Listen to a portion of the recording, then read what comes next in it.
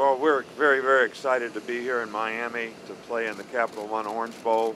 Uh, First of all, I know there's a lot of people in this city as well as with the Orange Bowl who do a tremendous amount of work to uh, sort of create a lot of positive hospitality for our entire team and travel group. So special thanks to all those folks. This is a great opportunity for us playing against a great Oklahoma team. A little bit unusual for us to have to travel today on New Year's Eve. I mean, Christmas Eve. But we just moved up Christmas a little bit, watched the grandkids sort of open presents, and our players all got to go home for a few days. So I think we're here now ready to get refocused on having the opportunity to play in a playoff game against a outstanding Oklahoma team that presents a lot of challenges. So the key to the drill now is to sort of get recentered, refocused, get everybody going. We're looking forward to getting back to practicing today. Well, what we try to do is basically have a couple camp-like practices at home, and then sort of go through a normal week, sort of look at everything, tweak it a little bit, and try to go through it again. So we've pretty much gone through about most of the things that we're going to try to do in this game.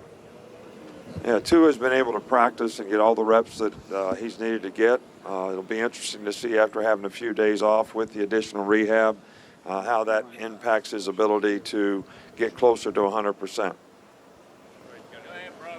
Okay. I guess, how did you feel like you were able to handle the nature of recruiting with the bowl prep this year versus, say, last year, doing the both? Well, there's no question that you're a little fragmented in, trying to do all these things at once. I think any coach would probably tell you that. So, you're practicing during signing day when people are signing. You're preparing for a game when you're trying to, wind up recruiting, manage your team as well as all the things that are happening in recruiting. So it's a challenge.